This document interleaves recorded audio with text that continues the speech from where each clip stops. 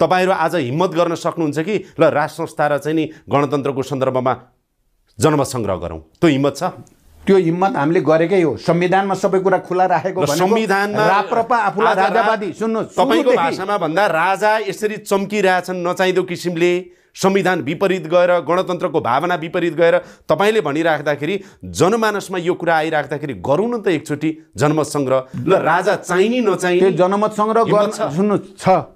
मैले तपाईलाई अघिदेखि भन्नु एकदम सुन्नुस् पहिलो कुरा लगेर अब ल जनमत संग्रह गरौँ भनेर तपाई जनमत संग्रह गर्ने भनेको राजाले चाहिँ राप्रपाको कि त नेता भएर आउनु पर्यो, पार्टी खोल्न पर्यो, जनमत लिन जान पर्यो, उनलाई त्यो स्वतन्त्रता दिन हामी तयार। संसारमा राजाले पार्टी कहिले खोल्दैनन्। राजा होइन नि अब तपाई बढी कुरा नगर्नु, मलाई उत्तेजित पार्ने कुरा नसोध्नु न। राजै होइन यिनी मान्छे अनि बेकारमा तपाई त्यसो भन्नुहुन्छ। सबैले जनताले भन्छन् यिनै राजाले पुनर्स्थापना गरेको संसदबाट जनआन्दोलनबाट परिणत भएर गिरिजा बाबुले शपथ लिएर अनि गणतन्त्रको बीजारोपण गरेको।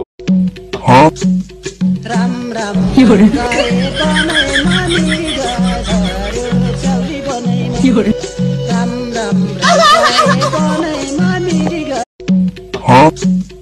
राम राम